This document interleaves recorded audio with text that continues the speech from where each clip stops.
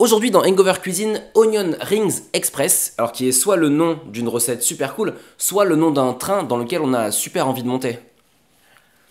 Hangover Cuisine. Les onion rings, vous savez, c'est cet accompagnement délicieux servi dans plein de diners outre-Atlantique. Et si vous savez toujours pas ce que c'est, peut-être que la traduction québécoise peut vous aider. Bonjour, aujourd'hui on va faire des rondelles d'oignons du restaurant A&W. J'adore les onion rings, c'est vraiment ma passion.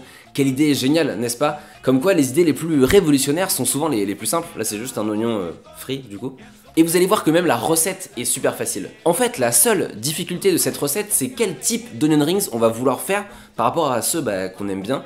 C'est juste une question de choix en fait, parce que oui, pour cette recette qui est si simple, il y a tellement de versions, de variantes différentes, qu'il faut juste en choisir une. Et go, on se lance. Peut-être que certains se disent, attends mais de quoi il parle un onion rings? C'est genre, c'est juste ça quoi, il n'y a pas de version différente des onion rings.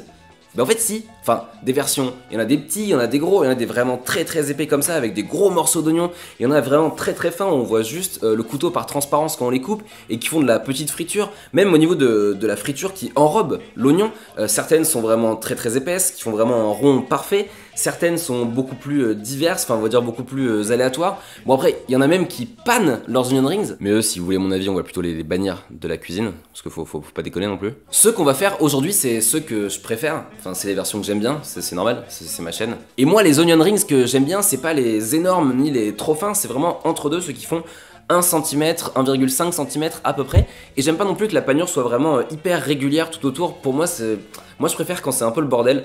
J'aime bien qu'en fait ça donne l'impression que c'est vraiment fait maison et pas qu'on dirait un onion ring surgelé. Et moi ça me dérange vraiment pas qu'il y ait des petits bouts d'oignon qui dépassent sous la panure, parce que moi j'aime bien quand je croque avoir quand même le goût de l'oignon, donc vraiment faut qu'il y ait de la panure de manière assez équilibrée, un peu comme une sorte de tempura. Donc voilà la recette qu'on va faire aujourd'hui avec en plus une sauce facile à faire. Le sujet de la sauce des rings, c'est un truc que j'ai jamais vraiment réussi à trancher. Moi je suis vraiment assez ouvert, j'aime tout, j'aime bien avec de la sauce barbecue, avec du ketchup, avec de la sauce ranch, et je pense que c'est vraiment chacun fait comme il veut quelque part, parce que les onion rings c'est la liberté, c'est vraiment le plaisir sans frein, n'est-ce pas? Nous en tout cas on va faire une sauce américaine améliorée cette fois-ci, vous allez voir plus tard, on va commencer par faire les onion rings. Et pour la recette pour une personne, il faut un oignon, de la farine, un peu de bière, ce qui est assez pratique si vous êtes en gueule de bois, c'est que potentiellement vous avez un fond de bière chez vous et vous dites je ne le boirai plus jamais, jamais, jamais. Bah là vous allez pouvoir le mettre dans la pâte des onion rings. Un peu d'eau pétillante aussi, si vous n'avez pas envie de mettre de bière, vous pouvez mettre que de l'eau pétillante, vous pouvez aussi mettre du lait dans la pâte des rings, de la levure chimique, de l'huile de friture, on va aussi assaisonner la pâte avec du sel, du poivre, du piment de Cayenne, du paprika si on en a, et puis c'est parti. On commence par faire les anneaux, on prend l'oignon et on coupe les deux extrémités. Faites attention à le prendre dans le bon sens, celui où les bouts sont les plus fins, sinon ce sera impossible de faire des rings.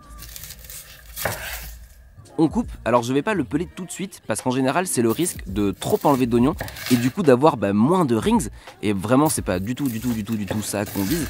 En fait la peau partira naturellement une fois qu'on l'aura coupé et ce sera beaucoup plus simple. On décroche les anneaux un à un.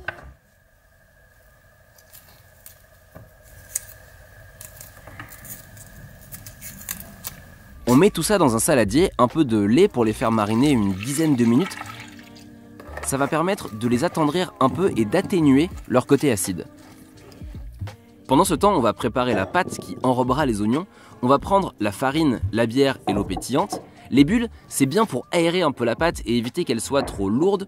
Je vous conseillerais aussi de prendre des liquides frais. Prenez une bière et de l'eau pétillante fraîche, parce que comme ça en fait la fraîcheur va éviter la formation de trop de gluten et éviter que la pâte reste un peu trop sur le ventre.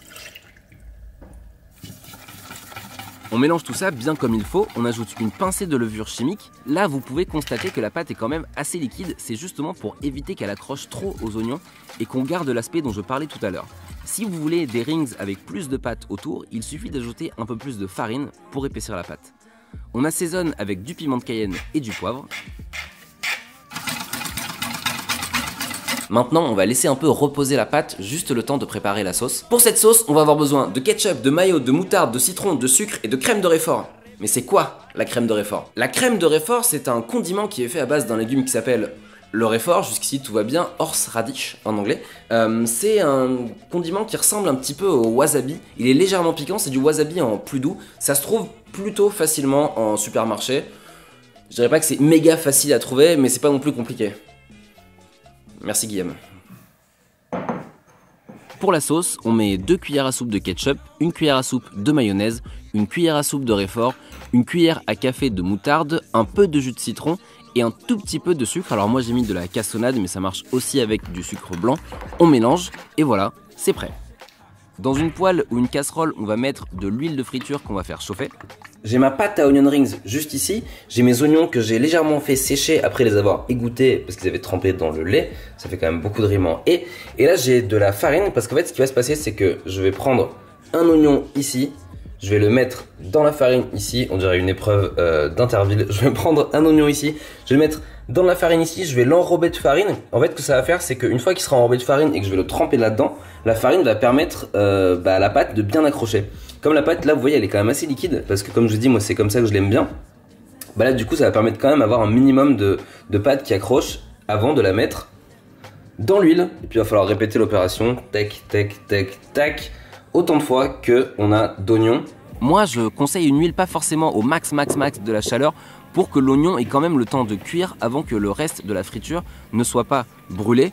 Donc moi par exemple ça monte jusqu'à 6, chez moi je la mets à 4 ou 5. Moi je l'ai fait par l'eau parce que ma poêle n'est pas assez grande pour avoir tous les onion rings. En fait qu'il y en a un qui est bien doré, bien cuit. Je le sors, je le mets sur du papier absorbant pour bien absorber l'excédent de gras. Et ensuite je vais chercher les autres rings et ainsi de suite. Une fois qu'ils sont bien dorés, regardez là c'est prêt. Il n'y a plus qu'à les manger, on a tellement envie de les croquer. Et d'ailleurs c'est justement, figurez-vous, ce que je vais faire. On va tout simplement en prendre un, le tremper dans la sauce.